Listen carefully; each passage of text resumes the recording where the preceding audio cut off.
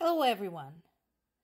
As Russia continues to murder Ukrainian civilians and illegally occupying Ukrainian land, its BFF China is trying to tell Ukraine, the victim in the situation, what they need to do to resolve this issue. Sweetie, this is not a crisis. This is a war. Crisis is something that usually is caused by multiple parties, multiple factors, like a project issue, like when we have, for example, a schedule slippage, or when we have a natural disaster and all of the parties involved can come together and work on it. That's a crisis. This is not a crisis. This is an invasion of one country, one sovereign nation, by another country, its neighbor. So at least have the balls to call this what it is before you start dispensing advice on what to do about it. And what to do about it is actually pretty obvious, is for you to withdraw all support from Russia and tell them to go home. Meanwhile, instead of trying to do something productive, Russia continues accusing Ukraine of organizing the terrorist attack in Moscow. Now, notice this. This is fun. The sources that publish Russia's statement mention that Russia, when it accuses Ukraine, presents no evidence whatsoever. So my question is, why are we reposting these statements over and over? It's been weeks. Why are we reposting Russia's lies when we know there is no proof and every logical line of reasoning indicates that Ukraine would not do such a thing? Something to think about.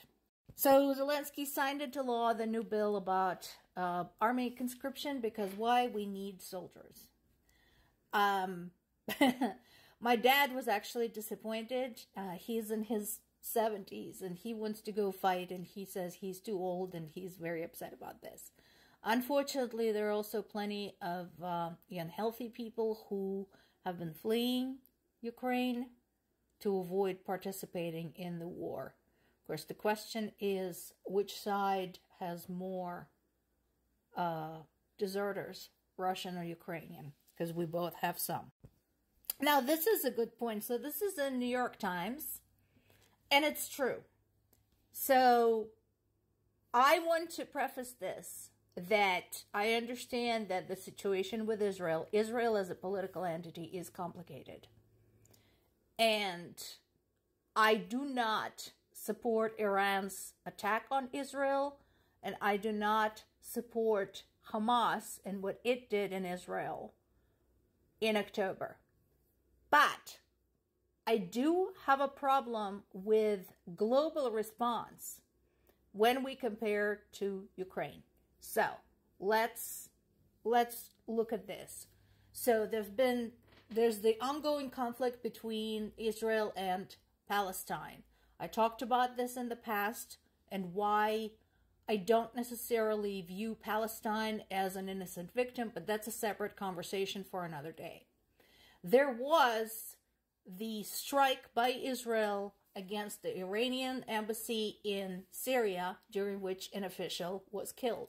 Iran responded disproportionately, something that Israel was accused of as well, with like tons of drones and missiles. Now, while all of this was happening, while all of this was in the work, so several things took place that were remarkable. Skies over Israel and over Iran were closed almost right away. They reopened later, but as soon as the news of a potential attack started coming in, skies were closed. Israel had U.S. weapons, which, by the way, is what made it possible for Israel to basically destroy everything that was sent against it, which is good. people didn't die. I'm all for people not dying. And multiple countries basically made statements about this and so on and so forth. By contrast, Ukraine has been begging for additional air defense systems for many months now, not getting any. Ukraine has been asking to close the skies for 2 years. Nothing. That is suggestive. And I want to know why.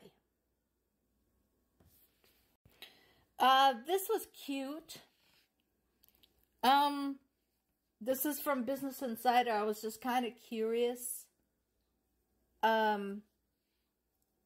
So this article is talking about the International Space Station. And yes, it's true. International crews, including Russian, American crews, have been working at the International Station for a long time.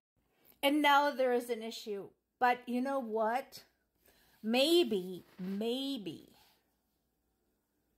we should reconsider letting Russian astronauts onto the International Space Station.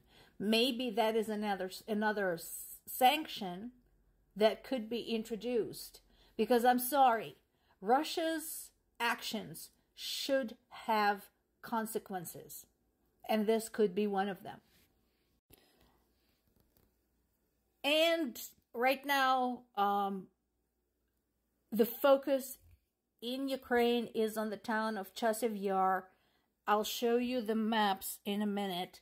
It's in the Donetsk region, and it is very, very close to Bakhmut. I'm sure you all remember Bakhmut. So let me show you where it's at. So this is the zoomed out version. The little red cluster over there is Chasiv Yar. So the big, thick black line sort of in the top right and on the right is Ukraine's border with Russia. To the south is Donetsk, and to the northwest is Kramatorsk. I'm sure you've heard all of those names. And here's the close-up of it. Now you can see Bakhmut just to the east of Chasiv Yar. So what's going on with... As I mentioned before, when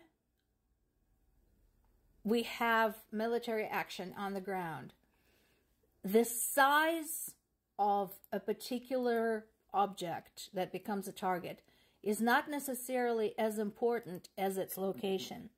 The reason Chasiv Yar is important is that it opens the gateway farther into Ukraine's eastern and southeastern regions. So we have Donetsk, as I showed you, fairly close.